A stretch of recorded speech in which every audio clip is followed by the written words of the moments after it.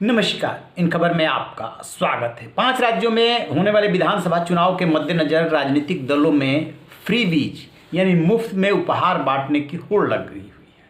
कोई कहता है कि यदि हम सत्ता में आए तो बेरोजगारी भत्ता देंगे, महिलाओं को पेंशन देंगे, 300 यूनिट तक बिजली फ्री देंगे, लैपटॉप देंगे, स्मार्टफोन देंगे, किसानों का कर्ज माफ़ करेंगे और न जाने क्या क्या। यदि उनका बस चले तो चांद और तारे तोड़ करके आपको दे देंगे।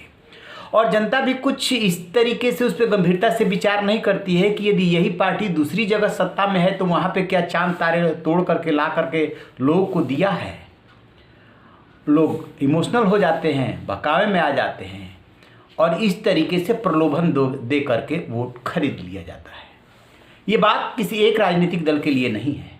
कांग्रेस, बीजेपी, आम आदमी पार्टी, जितने क्षेत्रीय दल है, समाजवादी पार्टी, सब वायदे कर रहे हैं और वो बहुत अच्छी तरीके से जानते हैं कि उत्तर प्रदेश हो या पंजाब या कोई भी राज्य, 1-2 राज्यों को अपवाद स्वरूप छोड़ करके सब पे लाखों करोड़ का कर्ज है।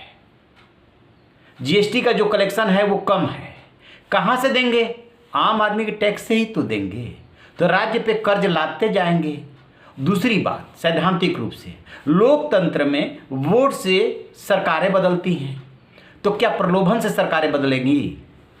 अब ये मामला पहुंचा है एक बार फिर से सुप्रीम कोर्ट में। आपको बता दें कि समय समय पे सुप्रीम कोर्ट में ये मामला उठता रहा है। सुप्रीम कोर्ट ने इस पर चिंता जाहिर करते हुए चुनाव आयोग से अपने सीमित दायरे में कुछ करने के लिए कहा था। चुनाव आयोग ने एक मीटिंग की और उसके बाद वो बैठ गया।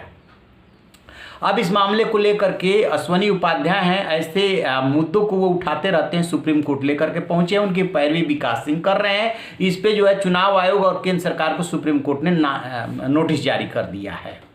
सबसे बड़ा सवाल ये है कि कोई भी राजनीतिक दल हो, क्या वो ऐसे लोक लुभावन जो मुफ्त उपहार बांट करके जो वोट लेता है, क्या वो रिश्वत की कैटेगरी में नहीं आनी चाहिए? क्या वो भारतीय संविधान के 54, 162, 266, 282 के खिलाफ नहीं है? बहुत सारे ऐसे प्रोविजन ऑलरेडी किए गए हैं और लोक प्रतिनिधित्व अधिनियम में भी कई ऐसे प्रोविजन हैं।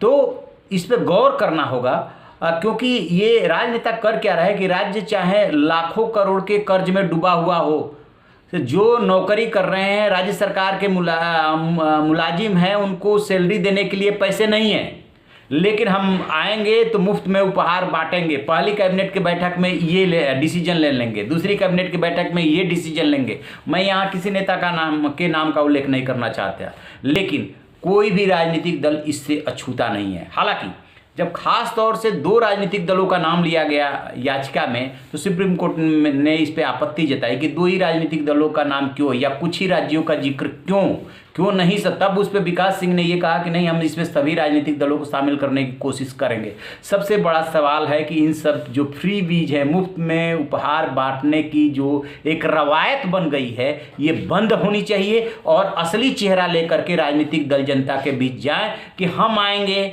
तो प्रदेश का विकास करेंगे, इसका रेवेन्यू बढ़ाएंगे, आपका रोजगार बढ़ाएंगे। इसमें बहस तो होती है, मंचों पे होती है कि भैया फ्री बीज मत बांटिए, युवाओं को रोजगार दीजिए, उनके रोजगार के अवसर पैदा कीजिए, डेवलपमेंट पे काम कीजिए।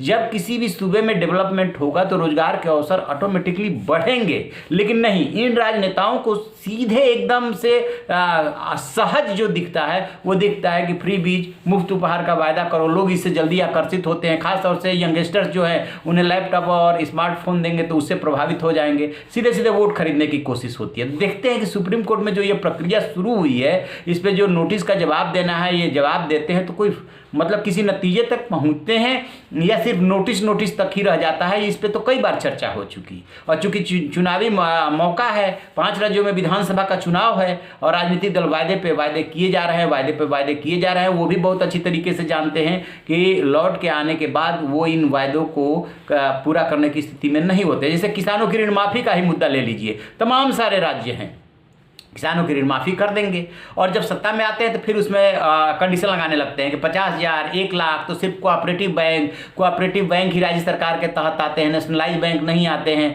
फिर क्या हुआ है, राजस्थान का यदि अभी का उदाहरण ले तो वहाँ किसानों की लैंड जो है नीलाम हो रही है क्योंकि उन्होंने कर्जा नहीं चुकाया। उनसे वायदा किया गया था कि हम आपका कर्जा चुका देंगे, राज्य सरकार ने कर्जा चुकाया नहीं, वहाँ के सरकार पर भी बहुत ज़्यादा कर्ज है। तो इस तरीके से एक तरह से मतदाताओं को गुमराह किया जाता है, मूर्ख बनाया जाता है। तो इस पे यदि कुछ आएगा फैसला, अभी फैसला आने में तो देर लगेगा, नोटिस का जब जवाब देंगे, कोई अपडेट मिलेगा तो आपसे साझा करेंगे। रहिए ना बेखबर, देखते रहिए इन खबर। Thank you.